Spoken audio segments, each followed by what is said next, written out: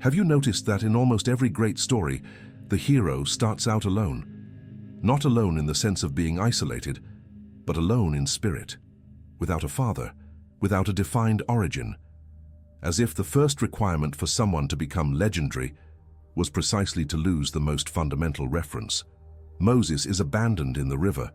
Hercules grows up under the weight of a lineage he barely knows. Perseus never knew who his father was.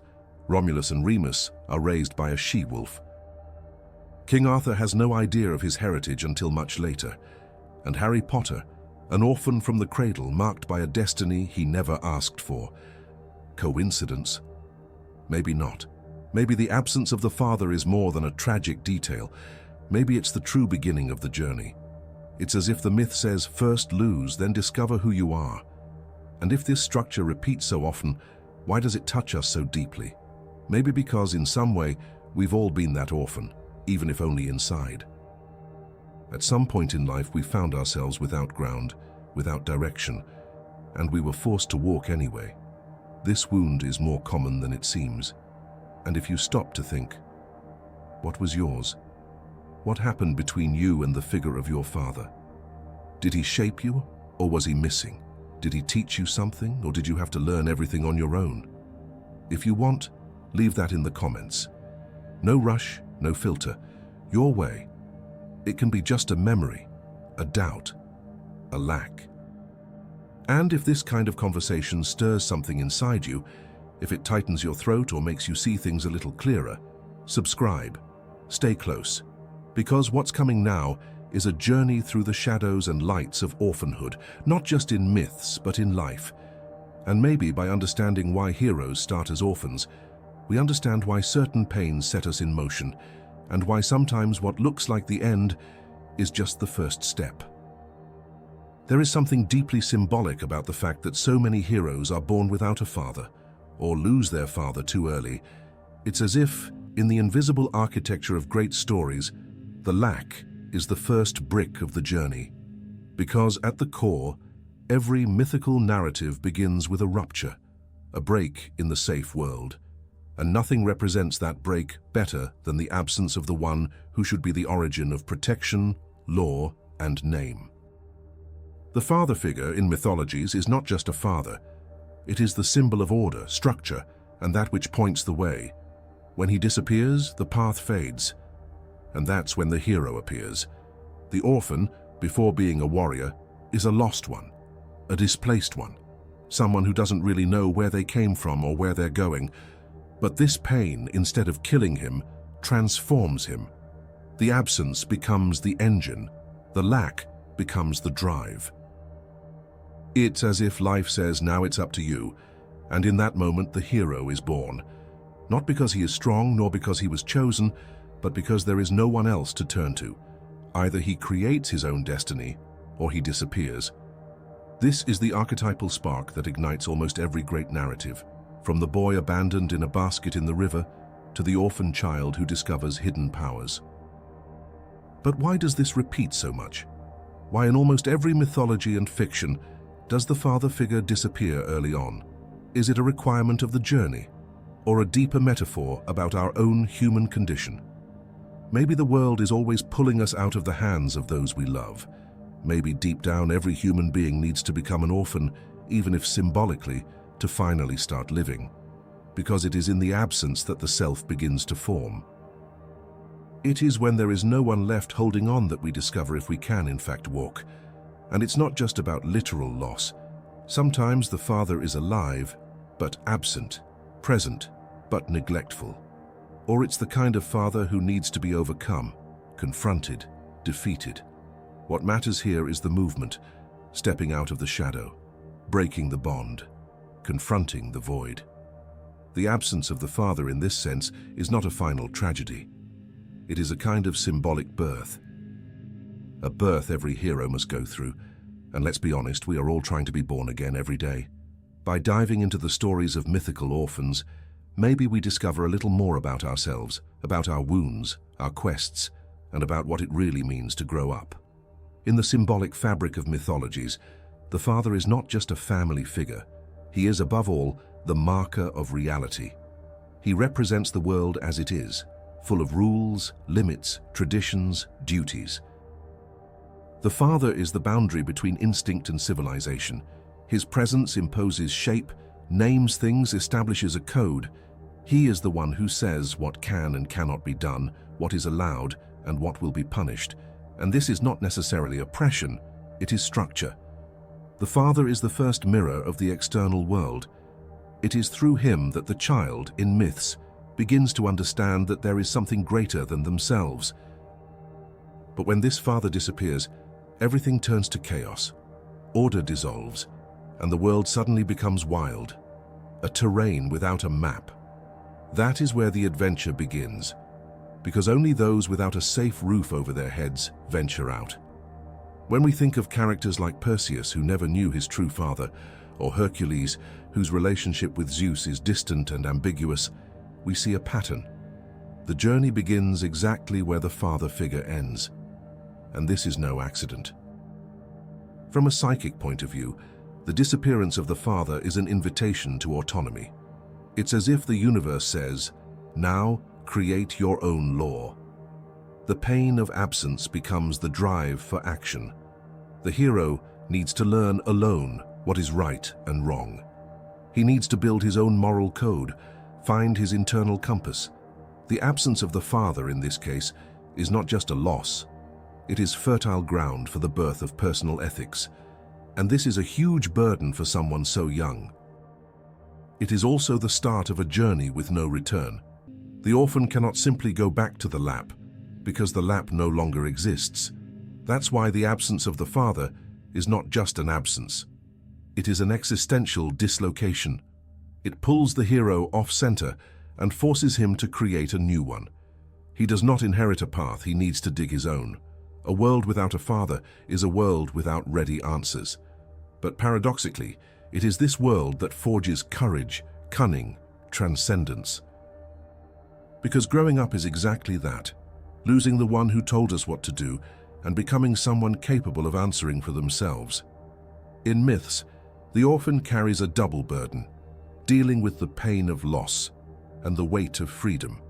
He is at the same time helpless and free, and it is precisely in this combination that the seed of the hero begins to germinate. After all, what would someone who never had to break away from the father be?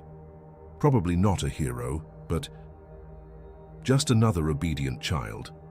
Orphanhood in archetypal stories is not just a social condition, it is a rite of passage. It is the moment when the ground disappears and the being is thrown into the abyss of the unknown. The orphan, by definition, has no one to follow. He does not receive a map, a solid emotional inheritance, nor a fully shaped identity. His mission is to build everything from scratch or from ruins. That is why he becomes the symbol of the crossing. He is the hero who starts from the bottom, from a place of lack, from a silence of origin. But it is precisely for this reason that he carries within himself the potential for rebirth. It is necessary to lose the father, or lose him symbolically, so that the human being can find himself free from projections, impositions, and ancestral shadow. The orphan, unlike the protected, is thrown directly into the real world, and this, although it seems cruel, is deeply liberating. Mythology is full of these initiatory orphans. Moses cast into the river and raised far from his land. Romulus and Remus abandoned to their fate and nursed by a she-wolf. Perseus exiled with his mother for fear of a prophecy. King Arthur taken from his parents' arms to be shaped by a wizard. Even modern figures like Harry Potter, who only begins his magical journey after years living as an outcast, they all share the same pain and the same destiny. The absence of the father is not just circumstantial, it is necessary so the hero is not a copy, so he does not merely follow, but creates. The orphan cannot rely on tradition, he needs to listen to the inner call. He needs to discover his mission, his gift, his place. And that only happens when the old world collapses, when the childhood castle crumbles, when the reference disappears, and only the silence of "Who am I?" remains. But it is not easy. The orphan's journey is marked by fear, disorientation, and loneliness. It is a crossing in the dark, and often it is at this point that the first allies appear: mentors, guides, supernatural forces, or simple travel companions. It is as if the universe, by taking the father away, at least hands over a lantern, someone or something that says, "You are not completely alone." But the step is still the orphan's. The choice is still his. And this is the most symbolic moment of initiation, when the hero understands that no one will come to save him, and that, if he wants to transcend his condition, he will have to take the reins of his own destiny. This is where mythical strength is truly born, not in physical power nor in supernatural gift, but in the courage to keep going, even without guarantees, even without ground. And maybe that courage is in itself the only true inheritance the orphan receives. There comes a point when the hero realizes that his pain will not go away. It is not a phase. It is a scar, a mark he will carry forever. But curiously, it is this pain that pushes him forward. It is not hope that moves the orphan, at least not in the beginning. It is revolt, emptiness, the unanswered question. What transforms a lost young person into a mythical figure is not luck nor chance. It is the choice not to let the wound destroy him. And that requires more than courage. It requires surrender. The hero needs to look at his own story without running away. He needs to accept that what hurt so much can become a source of power. It's as if he says, "If I survived that, I can survive anything." Pain in this context becomes fuel, becomes vision, becomes raw strength transformed into direction, and more than that, becomes empathy, because only those who have truly suffered can one day protect others. This transformation is visible in practically all orphan heroes. Think of Batman, who sees his parents die as a child and turns that trauma into a crusade against crime. Or Harry Potter, whose pain becomes the key to accessing the magical world and facing the greatest villain of his era. Or Hercules, who grows up divided between two worlds and must prove he deserves a place among the gods. In each of them, grief becomes struggle, absence becomes mission, pain, instead of paralyzing, guides. Not as something to be overcome, but as something to be integrated. The hero at this stage does not seek to erase the past. He carries it with honor. His greatness is born precisely from what was missing, and that is what sets him apart. While many spend their lives trying to hide the pain, the mythical hero makes it a beacon. But this is not an automatic transition.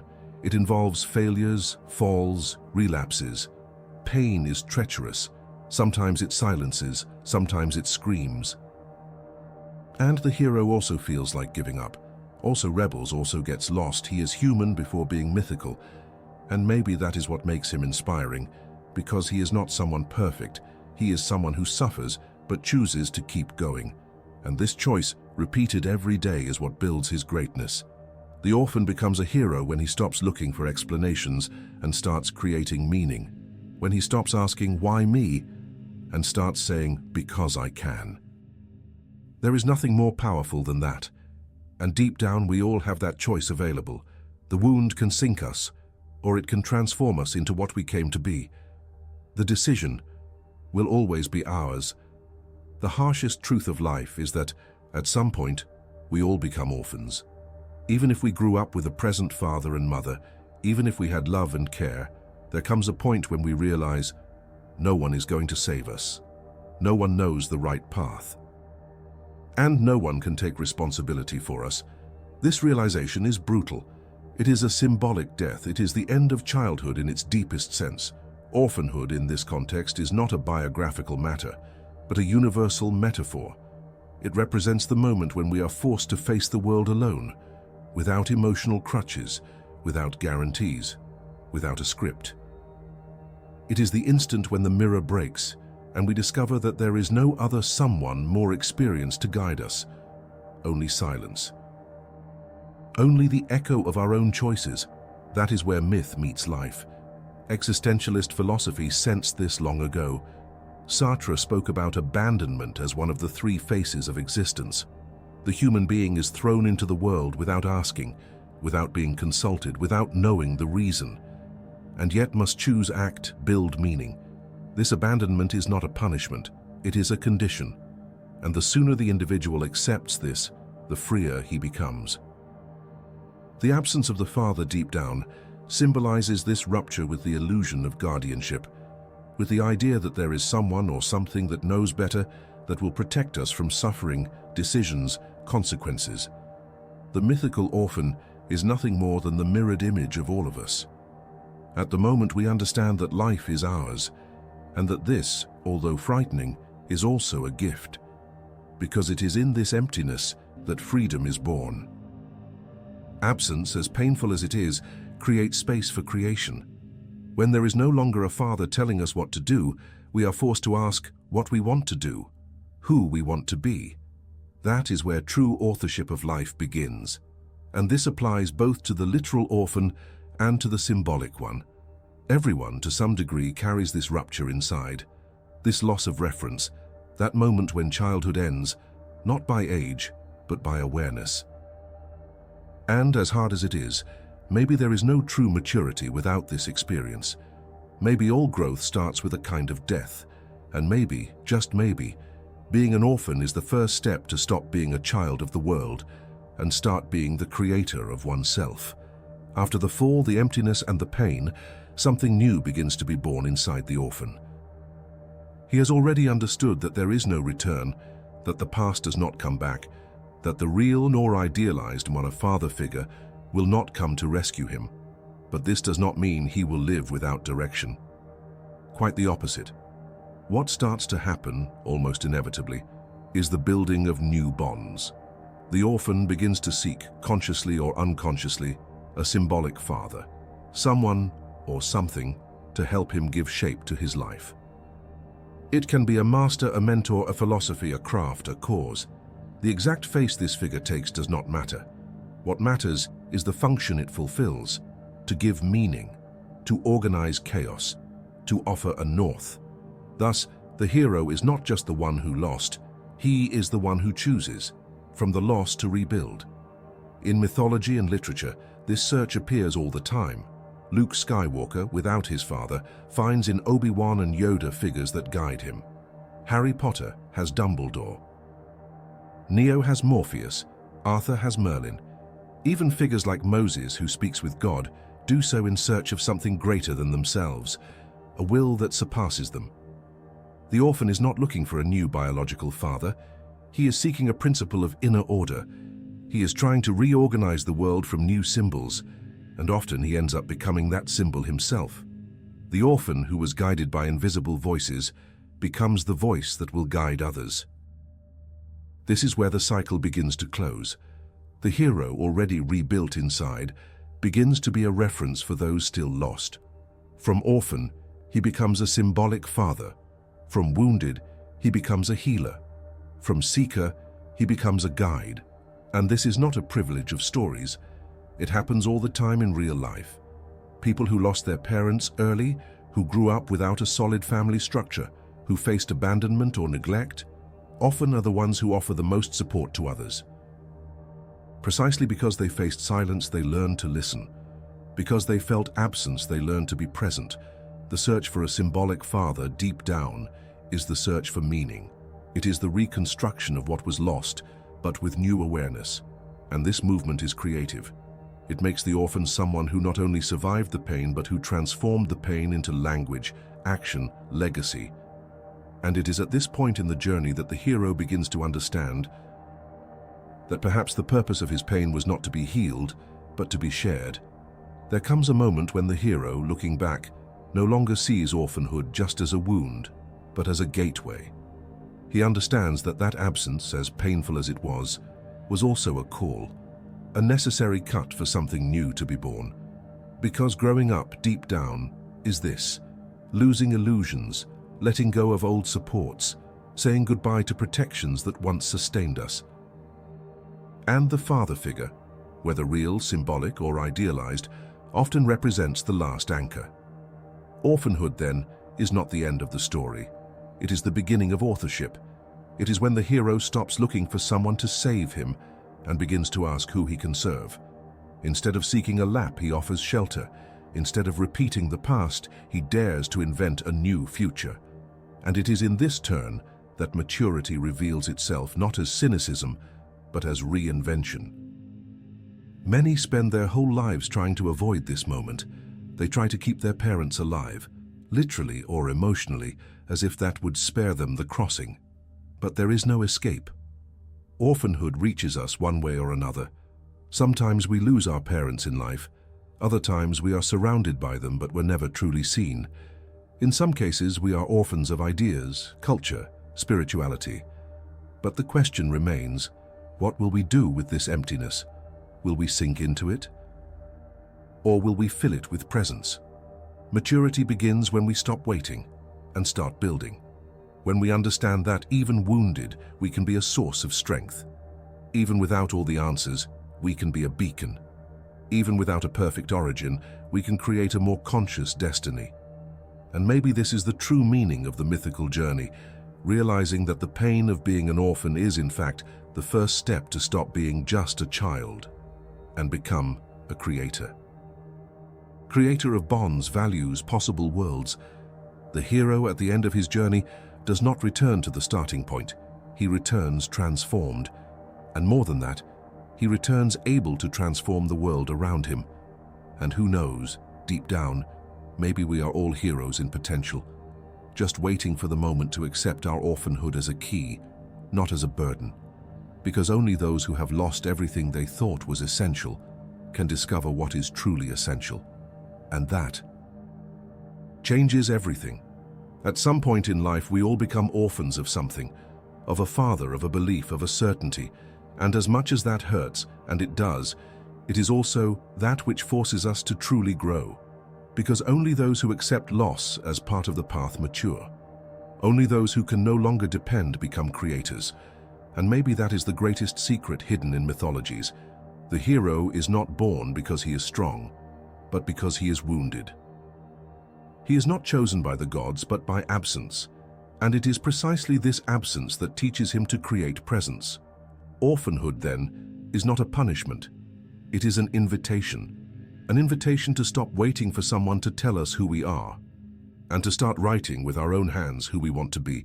And now I ask you honestly, what was your orphanhood? What did you lose? That pushed you forward even against your will. What absence shaped who you are today? Share it with me in the comments. Your experience may be the mirror someone needs to find. And if this conversation touched you, made you think, or gave you a little internal push, subscribe, stay close. Here we keep digging deep into the questions that bother us, the pains that become power, and the paths that only appear when the ground disappears. Because deep down, the journey does not end when we find the Father. It begins when we discover we can be one.